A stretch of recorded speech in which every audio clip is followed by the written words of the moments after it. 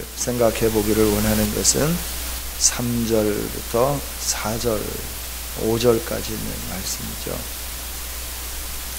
우리가 드리는 그 예배에 대해서 함께 살펴보기를 원합니다. 오늘 1절에 있는 말씀을 보면 아담이 그의 아내 하와와 동침하여서 하와가 임신했다.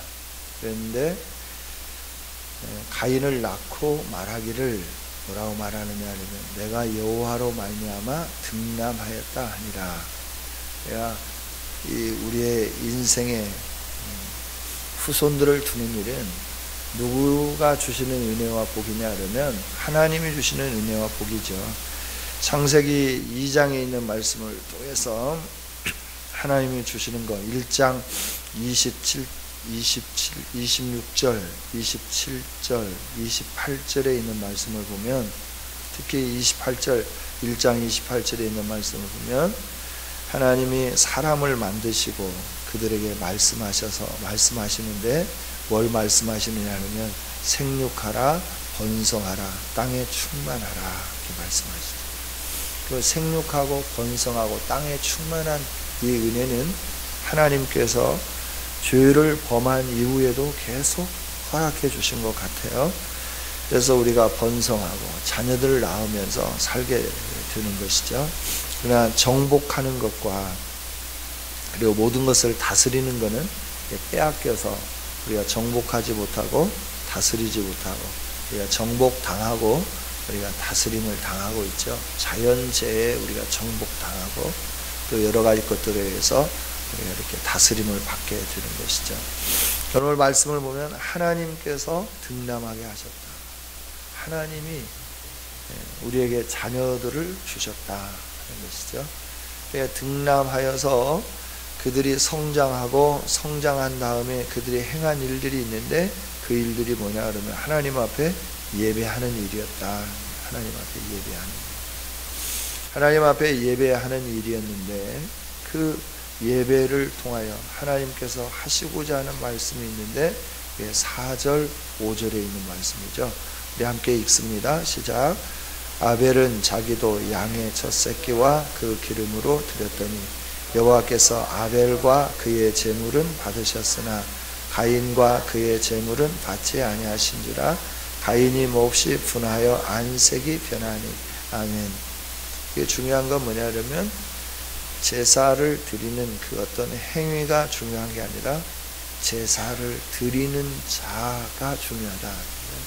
제사하는 자 어떤 사람이냐에 따라서 그 예물을 받기도 하고 받지 않기도 하신다 하는 것이죠. 이게 4절 후반부에 보면 아벨과 그의 제물은 받으셨다. 가인과 그의 제물은 받지 않으셨다.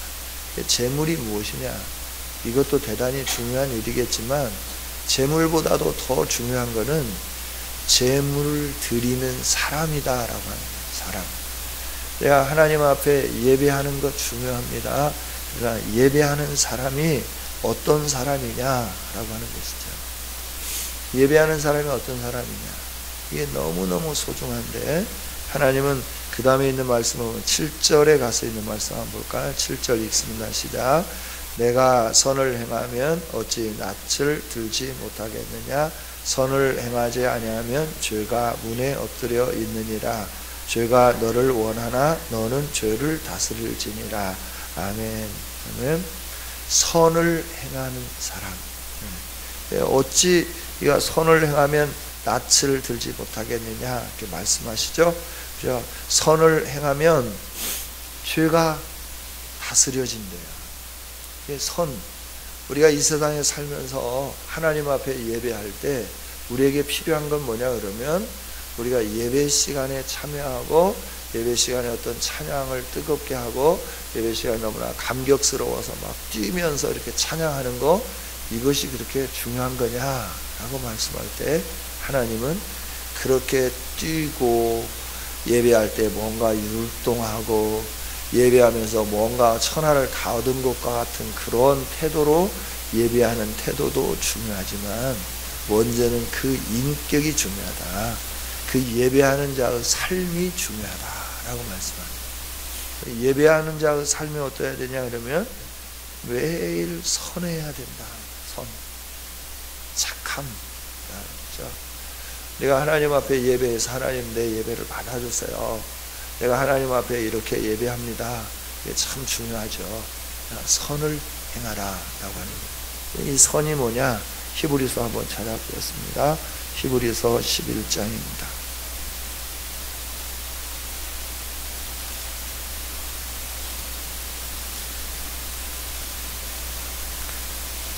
히브리서 11장 4절 읽겠습니다. 시작. 믿음으로 아벨은 가인보다 더 나은 제사를 하나님께 드림으로 의로운 자라 하시는 증거를 얻었으니 하나님이 그 예물에 대하여 증언하십니다. 그가 죽었으나 그 믿음으로써 지금도 말하느니라. 아멘. 아벨은 죽어서 없어졌어요. 없어졌지만 지금도 계속해서 말하는 게 있다. 그게 뭐냐면 믿음으로 아벨이 말하고 있다. 그렇죠? 가인보다 더 나은 제사를 하나님께 드렸는데 뭘로 하나님께 드렸냐면 믿음으로 드렸다라고 합니다. 믿음이 뭐냐? 우리가 성경에 보면 신실하다 이런 단어도 나오고 또 경건하다라고 하는 단어도 나오고 그러잖아요. 이 신실함과 경건이라고 하는 이 단어들이 여기 말씀하고 있는 믿음으로라고 하는 단어와 어원이 같다라고 하는 것이죠. 그러니까 우리가 믿음으로 드린다라고 하는 것은 하나님의 경건하게 삶을 살면서 드리는 거예요. 경건하게 사는 게 뭐냐? 그럴 때 하나님의 말씀대로 순종하면서 사는 삶이다. 그러니까 예배를 드릴 때 예배를 어떻게 드리느냐 이게 참 중요해요. 그러나 그보다도 더 중요한 것이 있는데 그거 뭐냐? 우리의 삶이다. 내가 어떻게 준비되어서 하나님 앞에 예배하고 있는가, 내가 어떤 태도로 살았느냐, 한 주간의 삶 어떻게 살았느냐 하는 것이죠. 로마서 12장은 우리로 하여금 거룩한 산 제물이 되어서 하나님께 산제사 드리라 이렇게 말씀하시죠. 그러니까 산제사 드리려고 하면 우리가 어떻게 하냐면 세대를 본받지 않는 거예요. 선을 이루는 거 뭐냐 그러면 이 세대를 본받지 않는 거예요.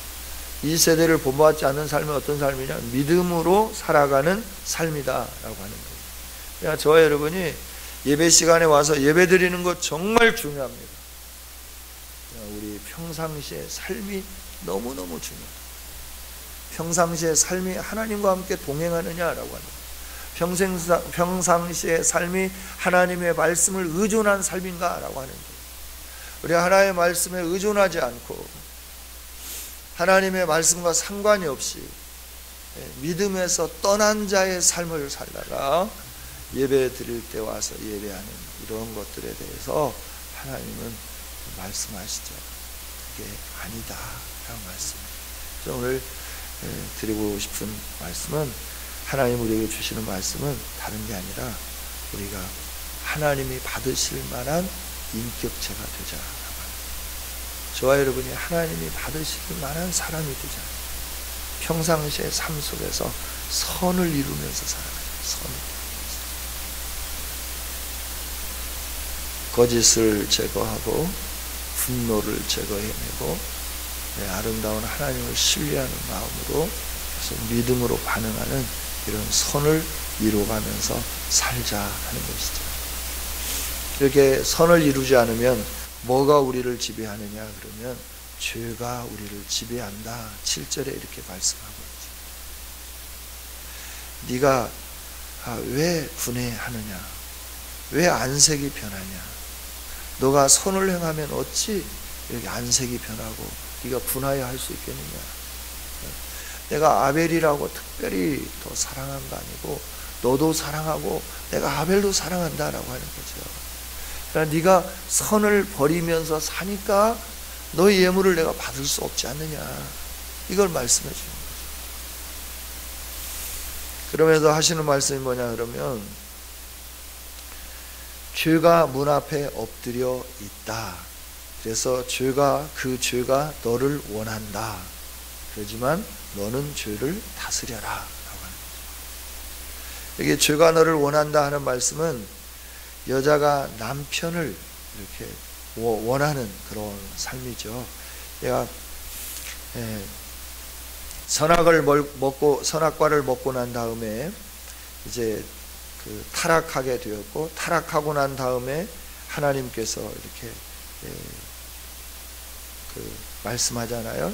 3장 16절에 보면 하나님은 또 여자에게 이르시되 내가 너에게 임신하는 고통을 크게 더하리니 내가 수고하고 자식을 낳을 것이며 너는 남편을 원하고 남편은 너를 다스릴 것입니다.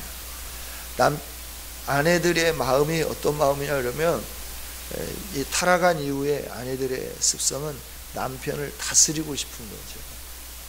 원한다라고 이 말은 남편을 내 손에 집어넣어서 내가 하고 싶은 대로 좀 하고 싶다라고 하는 그 말이에요. 그런데 남편은 어떻게 하느냐 그러면 너를 다스릴 거다. 네가 원하는 대로 되는 게 아니라 남편이 너를 다스리게 될 거다라고 하는 것이죠.